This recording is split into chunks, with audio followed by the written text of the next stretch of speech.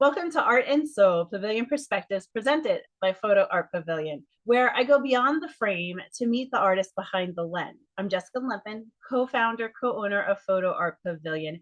And today we're diving into the stories and sparks of inspiration that's shaped the work of our featured art photographer. I'm excited to sit down with Nicole Esposito, a fellow Long Island based landscape and travel photographer whose work deeply inspired by coastal life, lighting, and the calm presence of water, from shoreline sunrises close to home to travels around the world. Nicole's photography captures both a sense of place and a sense of peace. Welcome, Nicole. How are you today? Hey, I'm good, Jessica.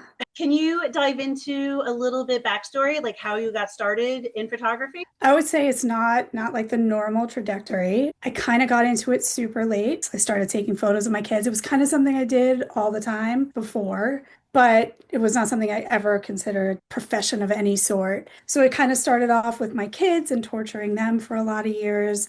Then moved on to like family photography. Then COVID happened. I just started getting out and explored Long Island and places I have never been, despite living here for most of my life. And it just kind of went from there. I started sunrises and sunsets and anything to stay sane. And I started realizing that there was a little bit of a market there. A couple of family members purchased some photos, just sort of grew from there, which was kind of neat. You have done so many different travels. I love seeing you on social media, and where have you been like lately? It's kind of cool.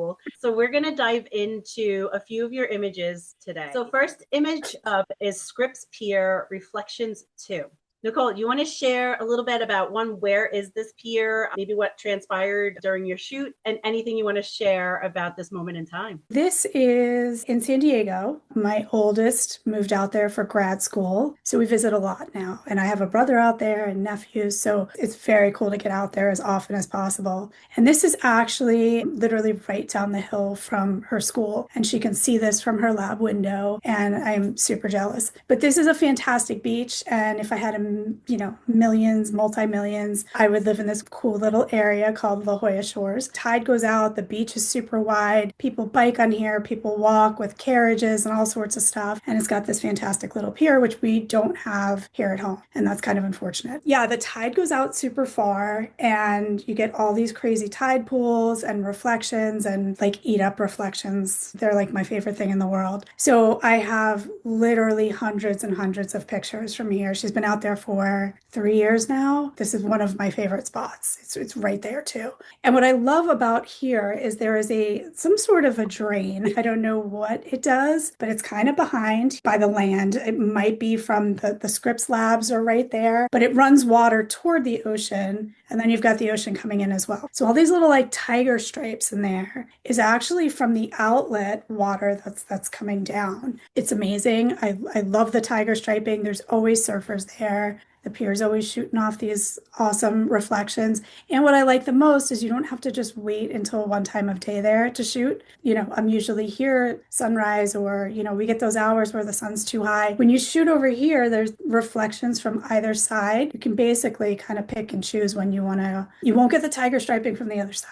This is probably more towards sunset time. When I go out and visit her, I usually stay somewhere around here. And this is my morning walk. It's my afternoon walk. And it's just a fantastic place. It looks magical. It is. I could sit there for hours and just watch the surfers. It's great. Oh my goodness. I'm just waiting for them to line up in just the right spot.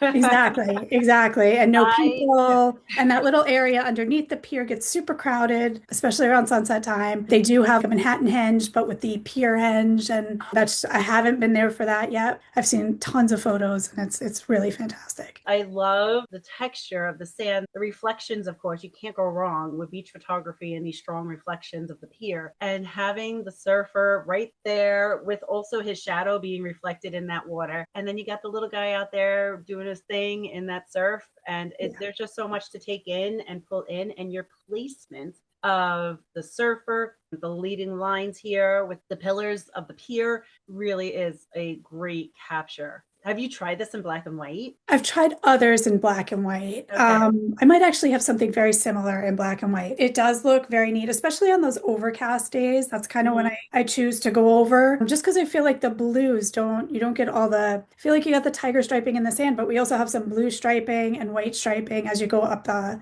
horizon and then over the horizon. So you kind of lose that on the really Okay. overcast days. So that's usually when I kind of transfer over to black and white. But yeah, I'm not sure if I have this exact one or this exact day in black and white. Just curious. I feel like you have really good highlights and really good shadows in this, and then maybe that tiger striping pops out just a little bit more in black and white. I absolutely love this. So thank you so much for sharing this and the story behind it and why it's magical for you.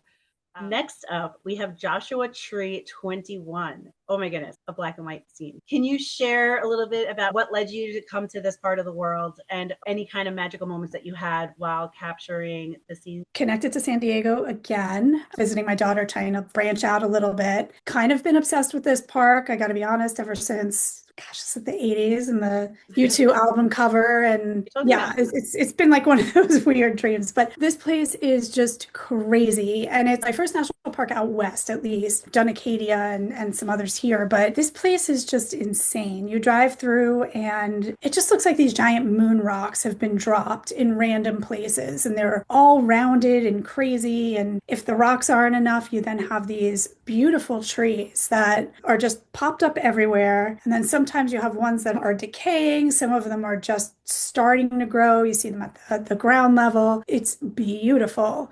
Kind of contrary to what I was saying to you before about the overcast days, this was the most incredible blue sky I've ever seen in my life. I can't even explain the color. It was that blue. So there's some of them that have that crazy pop, and it was almost, I'm not a big processor. Like I don't really like to adjust my photos too much. I'll try to get them as best I can straight out of camera. And there were points where the blue was so bright that the landscape almost looked fake. And that bothered me a little bit. And this was one of them. There's the rock in the background is actually kind of this orangey color. And against the blue, there was such a line of distinction that it bordered on almost looking over processed. So I went to see what would happen with black and white, and boom, this is it. That place is just insanely gorgeous. I can't wait to get back. It's maybe 2 hours from where she lives. It's very accessible, which is nice. And it's just beautiful. I've never seen anything like it in my life. I love the texture in this. So you have like this fun juxtaposition going on with the rock, right? You have the smooth finish of the rock, this crazy pointy structures with the trees, and all of it just kind of works. There's enough movement within this frame to keep your attention going, which is great. And of course, your leading lines here. So you have these two pillar trees and it kind of pulls you into that scene. And it really is such a great capture that you have here. It's hard to take a bad photo there. I've got to say that.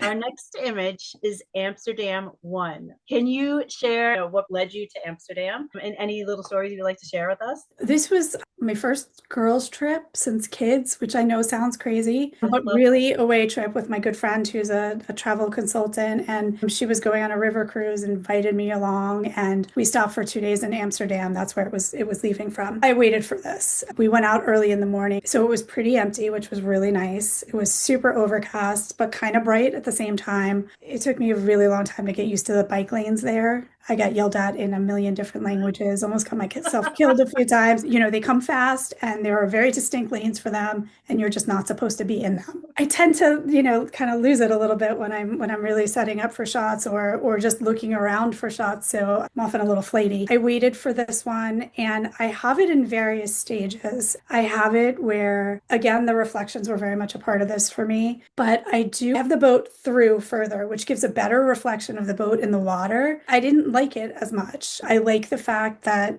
it's just about to start going through the tunnel. I think that adds a little bit of something to it. I like that there's not really a shadow for that, and you get to focus on the shadow of the bridge instead. But this is one of my favorite photos. It's on the wall in my living room. I love it. Yeah, Amsterdam's a fantastic city, full of all sorts of reflections and beauty that, you don't find everywhere, I think. I think your timing on this is ideal because the shadow of the bridge in the water is so strong that it helps to highlight the boat itself coming through the tunnel, right? Or approaching the tunnel. And to have all the chaos of the bikes and the bikers going through, it just shows you the motion going on. There's so much here to kind of pull you in and tell a story that this is definitely something that would do well hanging in someone's home, especially if they visited Amsterdam. It just brings you right back. This is really well done. And even though it's overcast, it's okay. If it wasn't overcast, you might have lost some of the details with the light coming. I'm assuming it's in front of you. So then at that point, you might not even see that texture of the bricks. Exactly. Yeah.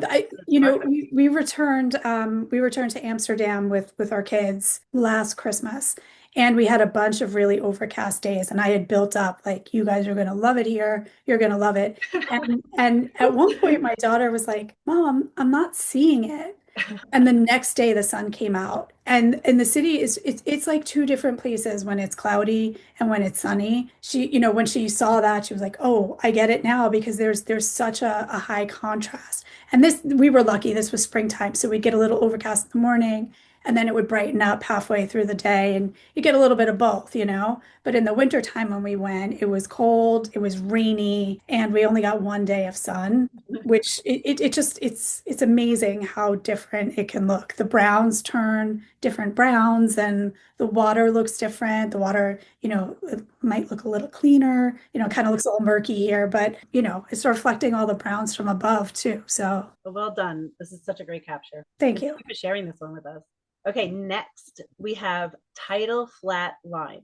Where are we in the world? This is one of my favorite photos. Again, this one also hangs in my house. This is in East Ham, in Cape Cod. Okay. This is a friend's house that we used to go to in college. I went to Boston College and we used to come to the Cape for some weekends. His parents had a house there and we rented it. We rented it actually a week after my second went off to school, and I was afraid I was going to lose my mind not having any kids home, and we decided on kind of a nostalgic trip. And this tide goes out, East Ham's on the faces west, so it's kind of on the arm here looking the other way.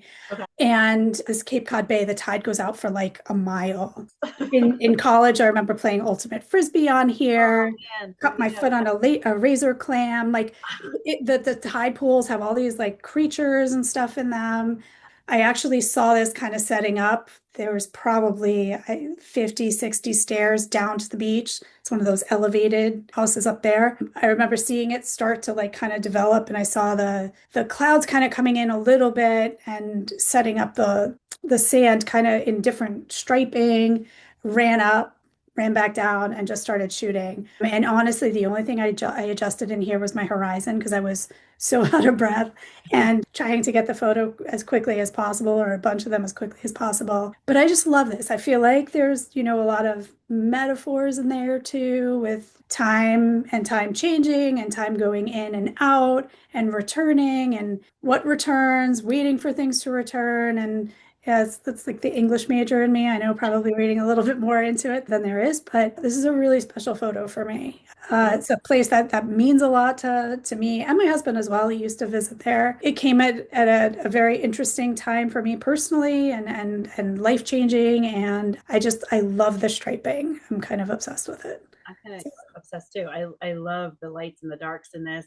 And it just kind of like, because it's so bright in front and then it kind of pulls you out into the water.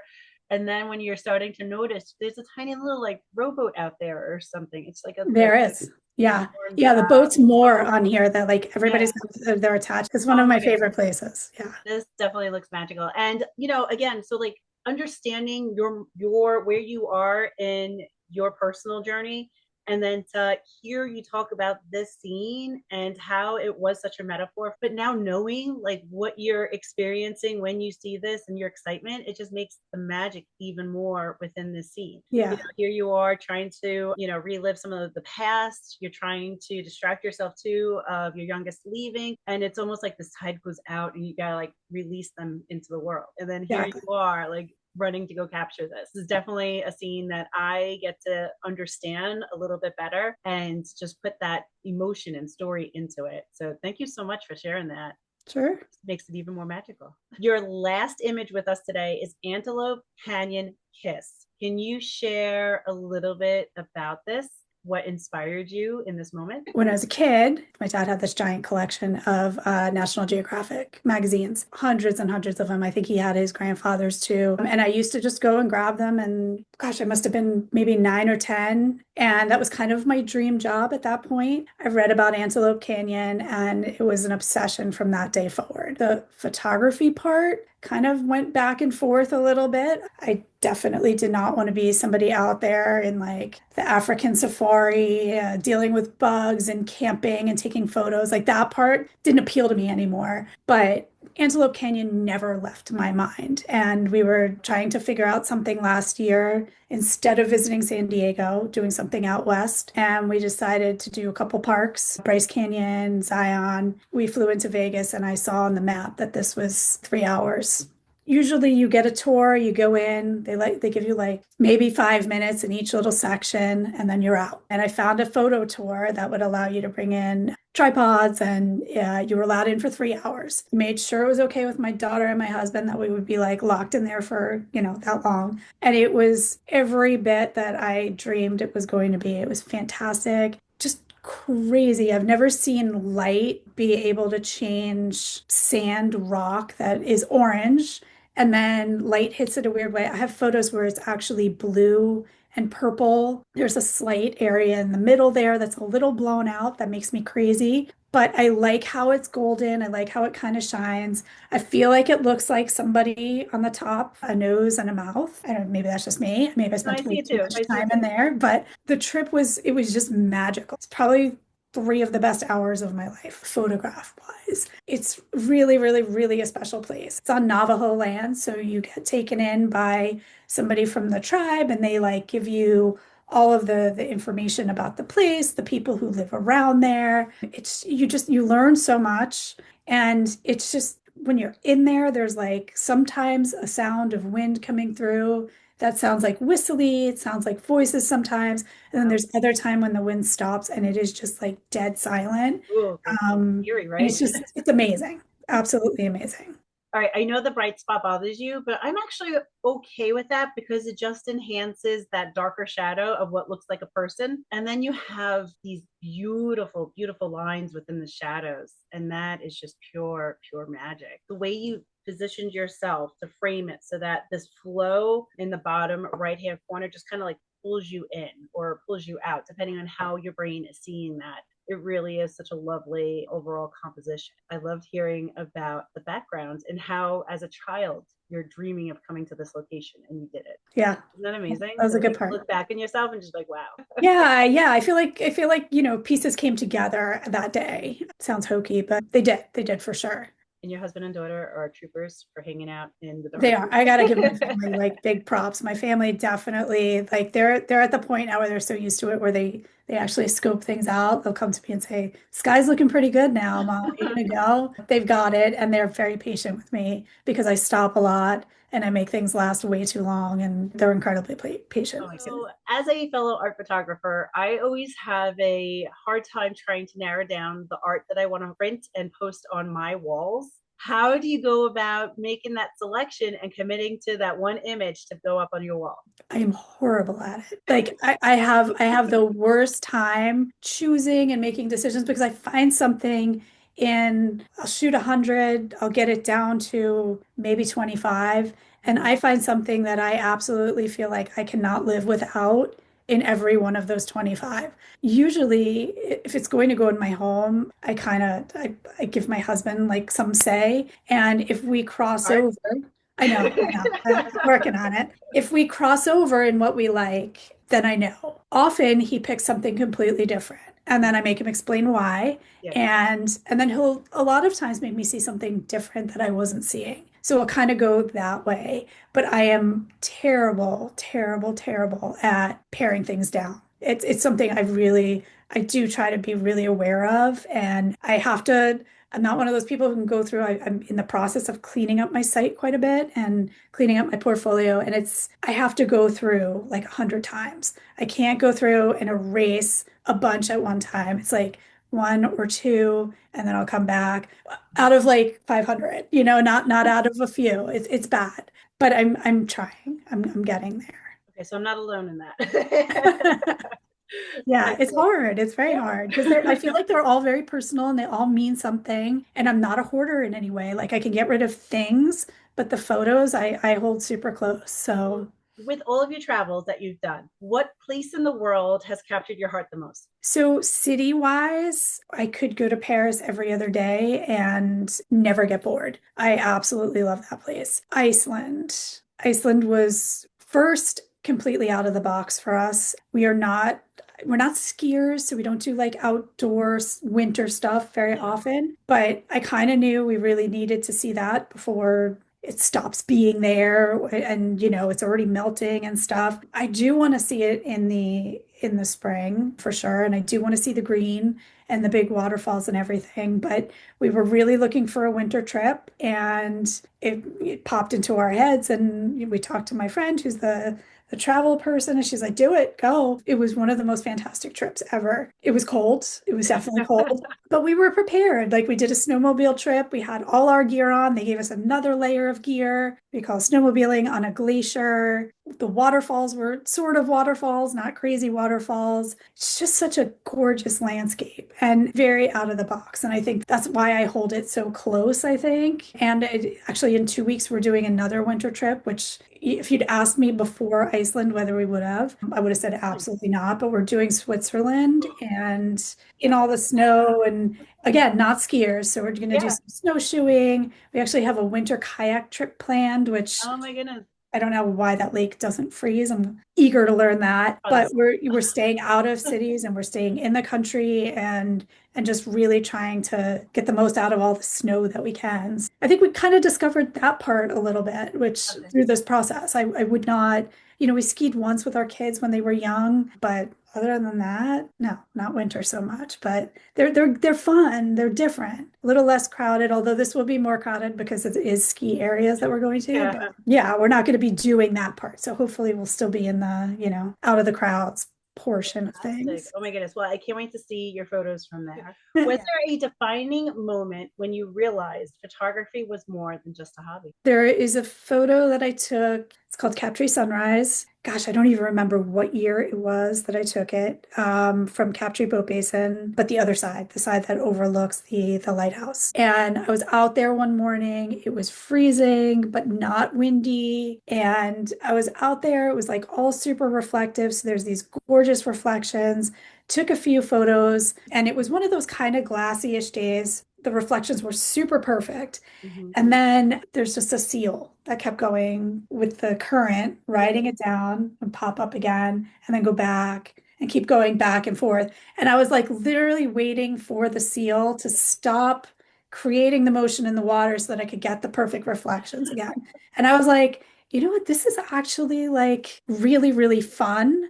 Like it had just been something that was sort of relaxing to me prior to that, but it was really fun. And then I got home and I put them on the computer and I was like, this is something that I could really see myself doing. The marketing part for me is really difficult because I haven't been formally trained and there was a lot of years of the imposter stuff. May not ever go away, too. That's the I hard know, I know. part. I still go back to that. But that one like morning, those are some of my favorite photos. They're some of my best sellers. And I think that's when I kind of crossed over. I could actually maybe make something with this. Those also are in my house. So those favorite ones that like really are meaningful. I feel like I've got a few of them. Well, thank you so much for your time and joining me and talking and sharing about your journey and a little bit into your life and the stories behind your art. So thank you so much for joining Thank me. you so much for the opportunity. It was awesome. Thank you. Scripps.